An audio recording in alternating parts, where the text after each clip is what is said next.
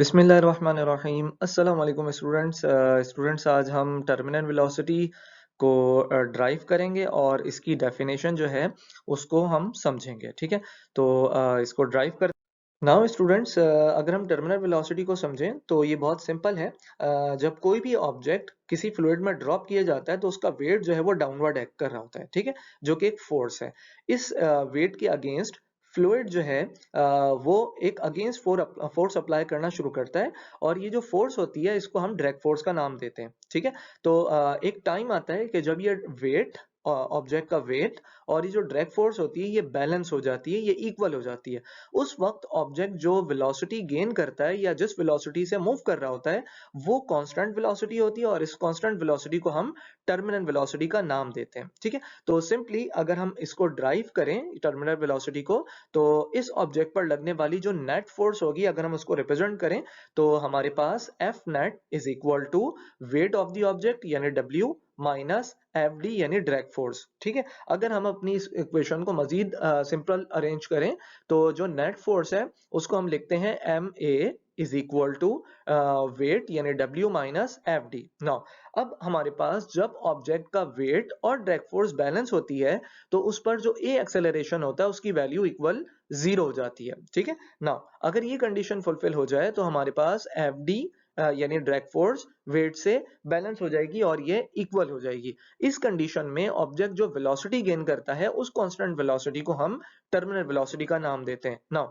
तो सिंपली हमारे पास equation number 1 है जिसमें हम ये कह रहे हैं कि हमारा जो ड्रैग फोर्स है ऑब्जेक्ट के ऊपर लगने वाली वो और उसका जो वेट है वो बैलेंस हो चुका है और वो इक्वल है। ठीक है, तो ये इक्वेशन नंबर 1। अब इस इक्वेशन नंबर 1 में हम W की वैल्यू यानी वेट की वैल्यू को अगर रिप्रेजेंट करें तो हमें मालूम है W यानी weight is equal to mg होता है। इसी तरीके से अगर हम ड्रैग फोर्स की बात करें तो हमें मालूम है ड्रैग फोर्स इक्वल होती है Fd is equal to 6 pi eta are v के।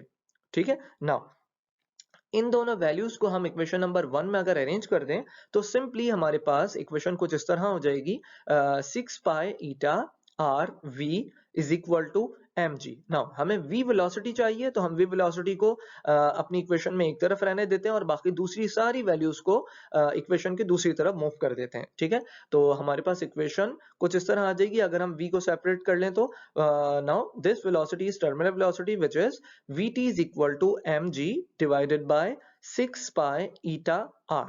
नाउ ये जो टर्मिनल वेलोसिटी है ये हमारे पास इन टर्म्स ऑफ मास है। ठीक है, नाउ अगर हम मास की वैल्यू को भी अरेंज कर लें कि हमारे पास मास की क्या वैल्यू है तो हम उसके अकॉर्डिंग टर्मिनल वेलोसिटी को भी मजीद सिंप्लीफाई कर सकते हैं। नाउ हमारे पास ये जो इक्वेशन हमारे पास आ रही है इसको हम रीराइट करते हैं और इसको इक्वेशन नंबर 2 का नाम दे देते हैं। अब इस इक्वेशन में हम m की वैल्यू को अरेंज करने जा रहे हैं तो सिंपली हमें मालूम है डेंसिटी का फॉर्मूला जो कि इक्वल होता है density equal mass upon volume.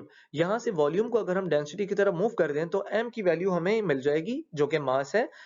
तो m is equal to rho into volume. ठीक है, अच्छा अब अगर हमारे पास ये जो ऑब्जेक्ट है जो ड्रॉप किया जा रहा है इसका अगर स्फेरिकल शेप ये ऑब्जेक्ट है और तो इसका वॉल्यूम हम रिप्रेजेंट कर सकते हैं 4/3 पाई आर क्यूब। नाउ तो मास की हमारे पास वैल्यू कुछ यूं रिप्रेजेंट हो सकती है m is equal to rho 4/3 pi r cube. अब ये जो m की वैल्यू आ गई है इसको जस्ट इक्वेशन नंबर 2 में पुट कर देते हैं। ठीक है, तो equation number 2 becomes vt is equal to rho into 4/3 pi r cube. ठीक है, ये as it is equation number 2 में m की जगह वैल्यू पुट की गई है और फिर उसके बाद बाकी सारी वैल्यूज एज इट इज हैं यानी ये g divided by 6 pi eta are.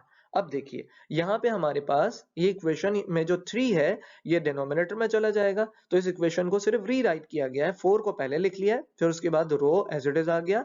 ठीक है, पाई की वैल्यू एज इट इज आ गई, r cube as it is, ठीक है, जी एज इट इज आ गया डिवाइडेड बाय ये जो 3 था 6 के पास नीचे जाके मल्टीप्लाई हो गया जस्ट, तो 3 इंटू 6 पाई ईटा आर। अब यहाँ पर जो वैल्यूज कैंसिल हो रही हैं हम उनको देख लेते हैं। पाई से पाई कैंसिल हो जाएगा और उसके बाद यहाँ पर जो एक आर है वो बेसिकली आर क्यूब से कैंसिल होगा तो यहाँ पे आर क्यूब में से एक आर कैंसिल हो जाएगा और आर स्क्वायर रिमेनिंग होगा। नाउ फाइनली अगर इक्वेशन को रीराइट किया जाए तो फाइनली हमारे पास इक्वेशन आएगी टर्मिनल वेलोसिटी की vt इज इक्वल टू 2 ठीक है। अच्छा, और ये जो 2 है हमारे पास, अगर हम इसको भी देखें तो ये कैंसिल हो रहा है। 2 2 जा 4 और 2 3 जा 6, ठीक है। तो न्यूमरेटर में 2 होगा, वो ये हमारे पास इक्वेशन में आ गया, और डिनोमिनेटर में 3 इंटू 3 होगा, जो कि 3 इंटू 3 9 हो जाएगा, ठीक है। तो फाइनल इक्वेशन हमारे पास टर्मिनल वेलोसिटी की आ जाती है Vt is equal to 2 rho r square g divided by 9 eta, ठीक है। ये हमारे पास जो इक्वेशन आ रही है टर्मिनल वेलोसिटी की, ये इन टर्म्स ऑफ डेंसिटी हम रिप्रेजेंट करें। तो फाइनली अगर हम टर्मिनल वेलोसिटी की डेफिनेशन को कंक्लूड करें और इसको वर्डिंग में अरेंज करें, तो सिंपल हम यूं डिफाइन कर सकते हैं, the constant maximum velocity that is attend and maintained by an object while falling through a resistive medium is called terminal velocity.